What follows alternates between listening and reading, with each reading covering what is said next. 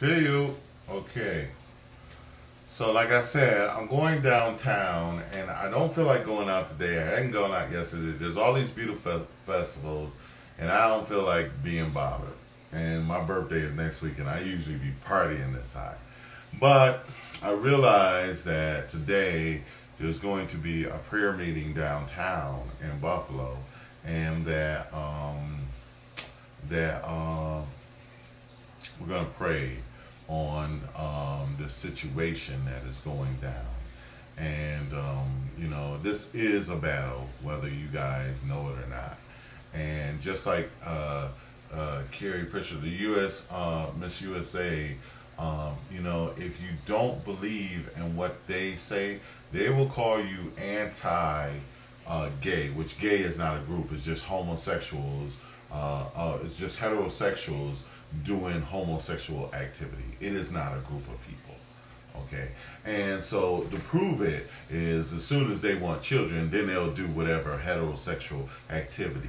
There is no procreation in homosexuality, so they will become heteros or do heterosexual. Their innate desire to have children or families is not based on homosexuality. It is based on heterosexuality.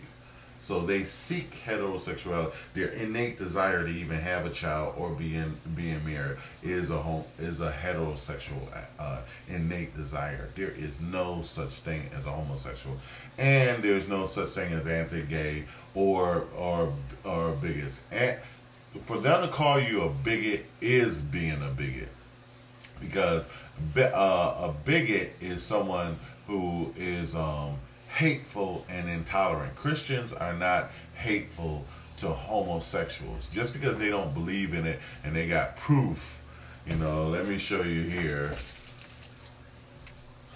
This does say, I don't know if you can see it, 32 is not a, okay? Homosexuality is not a God. Deuteronomy 32 and 32. The vine is of the vine of Sodom. I mean, where it grows from, okay, is the vine of Sodom. And the fields of Gomorrah, their grapes are the grapes of gall. Their clusters are bitter. Their wine is 33. Their wine is the poison of dragons and the cruel venom of asps. Okay, this is this cruelty that they inject, and this hatefulness that they inject, that homosexuals inject, is towards anybody who doesn't agree with them. Okay, that's bigotry. Okay, Christians love you. We don't love homosexuality, nor does God. Nor does He love sin, but He does. Now, everybody to a degree likes it because it's fun for a little while, for a little while.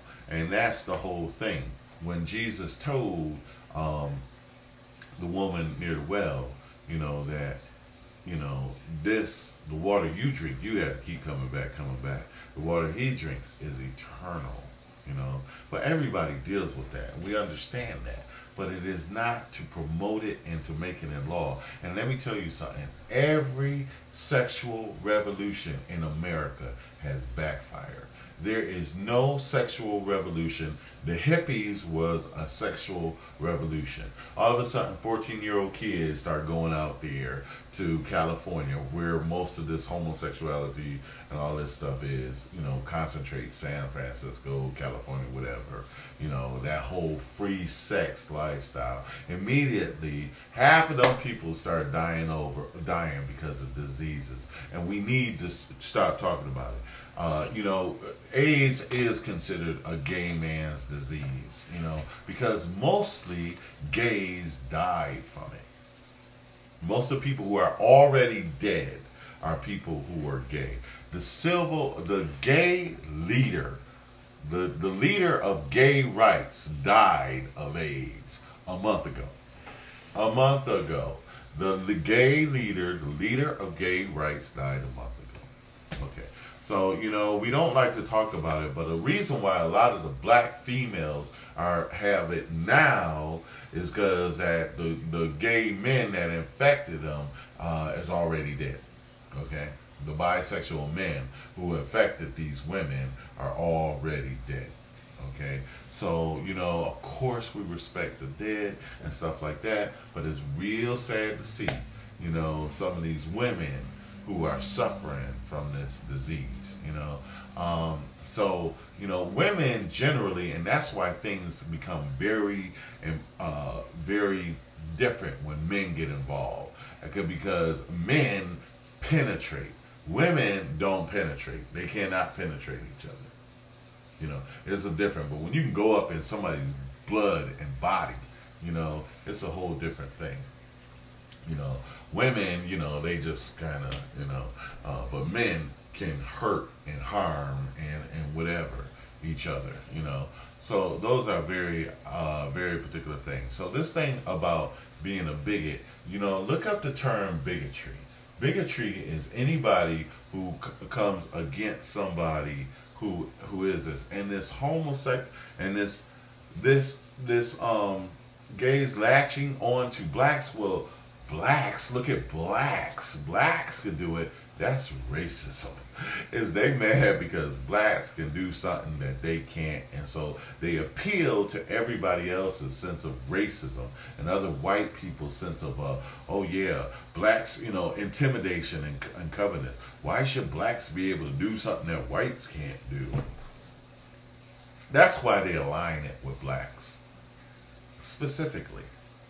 It is purely because, nobody wants to see, these black people have something that they can't. And really, again, racism, there's a lot of gays who were slave owners. I ain't got nobody against nobody that is white. I got relatives that are white. Really, I don't care. Right? My great grandniece, maybe other members of my family, not that it matters. Maybe other people call her, she's white. She's the most beautiful little, she is white. She is an angel. She got the biggest, prettiest blood, but she white. I don't care. She don't never have to tell nobody that she is black. And if it helps her to get along, then I hope she don't. If that helps her get a good job like some of these gay folks got, then I hope she, I'm not going to feel, now when she bring home the bacon, I ain't going to feel, if she takes care of her great-grand-uncle, I ain't going to feel bad about it, But my little ginger, I named the girl Gingerbread. Her mother is my goddaughter. I loved her, and she is really in the middle of the road. She definitely has the best of both worlds, She's got beautiful, beautiful hair. I mean, she'll never have to get a perm, She saved money on it, And she's got this beautiful brown skin, And so, but she is my heart. And she knows it to this day. I'm giving her more money than anybody in my family, except for my mother, and my dad, My dad is only a installment plan. So anyway, this is not a race issue, and it's really their bigotry against black people and covenant against black people that is why they're doing this. Is they first thing, again, the reality we have to think about some of the reality. A pregnant woman who is a woman who has a relationship, a marriage, often gets pregnant. And then leaves the man and don't want a man around them. Women that get real rich can't have certain men around them. They got too much power. They cannot, they don't see a man as a leader or an authority. I can name you one, but I won't. Women deserve, that's what's in the Bible, that women. Now what bothers me is like how people can say that the Bible is not true, but it explicitly says this stuff. It explicitly talks about it. It makes no bones about it. you're going to want your husband power. It's covenantness, And so it's about putting yourself in control first, you know. We all have to submit to power. The greatest man on the planet, I don't care how much power I get from God giving me power, I will have to still submit to him because he is more powerful than I will. It's not even a question of what that is concerned. But only power I will have is because he gave it to me. That's why you shouldn't be bragging or boasting about anything you have, The Bible is such a wonderful word, and it's so sad when homosexuals teach children. And Jesus said, bring the little children unto me. And so when you have that sin and you have children around and you want to justify your sin, you're not going to teach children the truth. And that's where I have a problem. There I go again. It's with the truth, truth don't go away just because you keep lying on it. You can lie on it 1,000 years and it still won't go away. Anyway, God bless you all. Love you all. Anyway, who are the real bigots?